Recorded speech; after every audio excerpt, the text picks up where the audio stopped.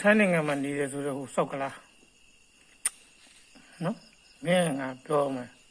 မင်းထိုင်းနိုင်ငံမှာနေတာကမြန်မာနိုင်ငံမှာနေတာမဟုတ်မြန်မာနိုင်ငံအကြောင်းပြောစရာစောက်ကြောင်းမရှိကြနော်မြန်မာနိုင်ငံရဲ့အကြောင်းမင်း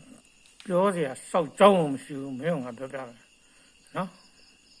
ရိတ်ချမြန်မာနိုင်ငံမှာမရှိဘူးနော်ဘင်္ဂလီလည်းမြန်မာနိုင်ငံမှာမရှိဘူးနော်စောက်ရေးမပါတဲ့စကားလာမပြောနဲ့ကြားလားပြောနေသူကွာမွတ်စလင်ပဲဖြစ်ပါဟဲ့မြန်မာနိုင်ငံထဲမှာအေးချမ်းစွာနေထိုင်နေတဲ့နော်အစ္စလမ်ဘာသာဝင်တွေရှိတယ်သူတို့ဒီမြန်မာနိုင်ငံရဲ့နိုင်ငံသားအဖြစ်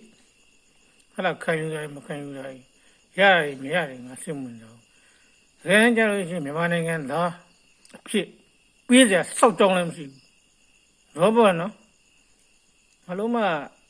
ကိုမီကိုလူလီစကားလာမပြောနဲ့ကြားလားဒါမြန်မာနိုင်ငံကွာ